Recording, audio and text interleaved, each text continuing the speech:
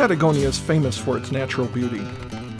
Mountains, waterfalls, fjords, glaciers, and icebergs make the Straits of Magellan, Cape Horn, and the Darwin Range so intriguing for nature photographers.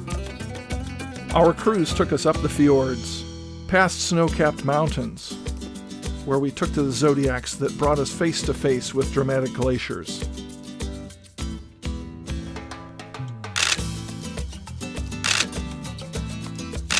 It was a life experience to witness the power of calving glaciers with the resounding crash that echoed down the fjord.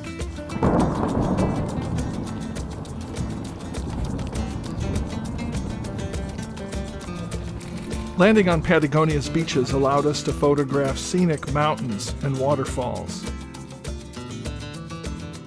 Subpolar birds were in abundance.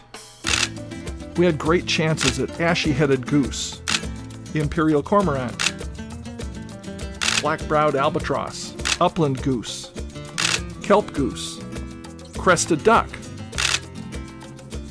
silvery grebes, black-faced ibis, and Magellanic oystercatcher. We were in a seldom visited fjord, so our crew went out in the zodiacs for depth soundings. Pushing through the icebergs, we were happy to find a sub-adult leopard seal. Our boatman got us in position for eye-level shots of this young, powerful predator.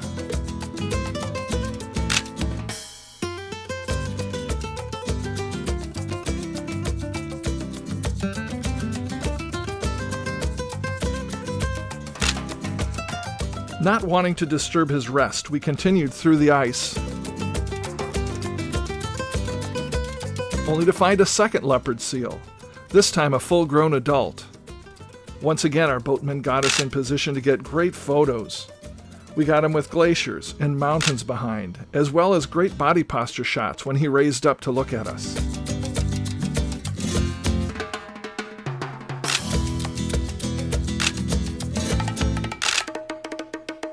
We were one happy group of explorers.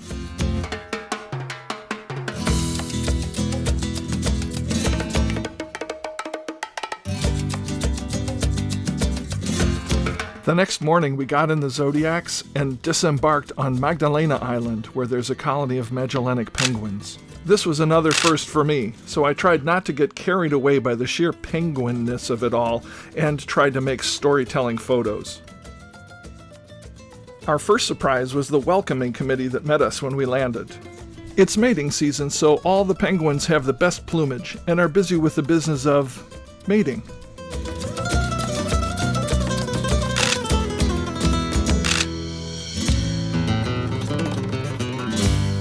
Pairs of penguins walked from here to there with a coordinated elegance, or sometimes a pratfall.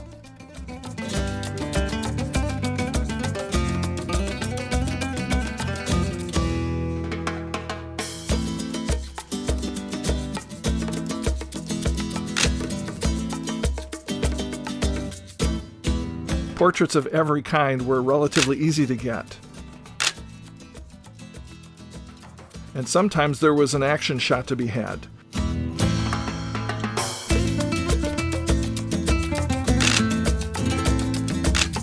Mostly, I just like to watch them walk, especially along a low ridge.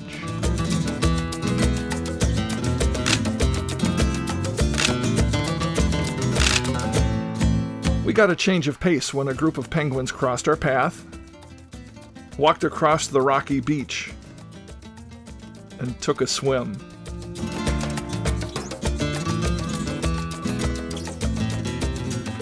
Cleaned up and ready to find nesting materials.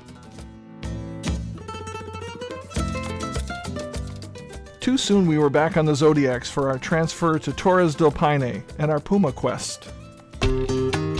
Torres del Paine has rolling hills, lakes, mountains, and lots of prey, including this Andean deer and lots of guanacos.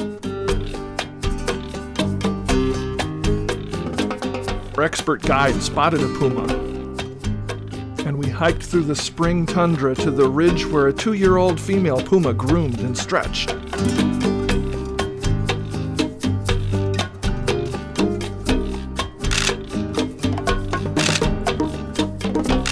I have to admit I was unprepared for when she got up and walked down the hill in our direction. We didn't move as she passed 15 feet from us.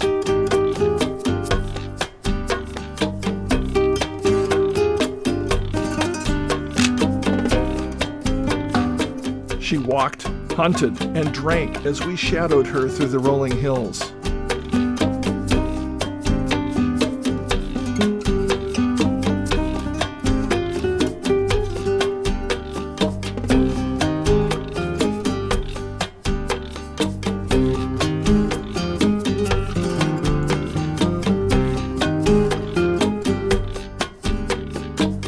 Another life experience.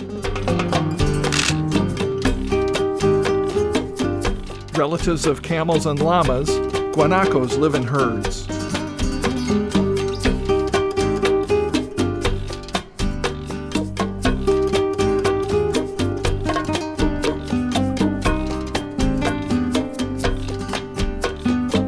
It's breeding season, so the males are fighting for dominance.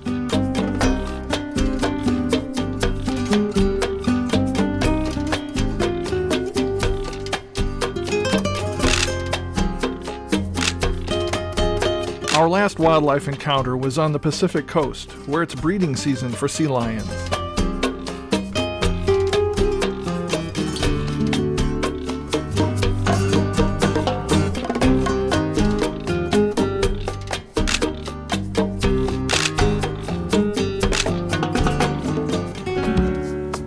The coastal range of Torres del Paine are among the youngest mountains on the planet, forming sheer cliffs and jagged mountainscapes that have an otherworldly appearance.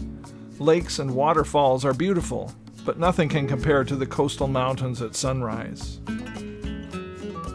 Here are more photos from this year's Patagonia scouting trip.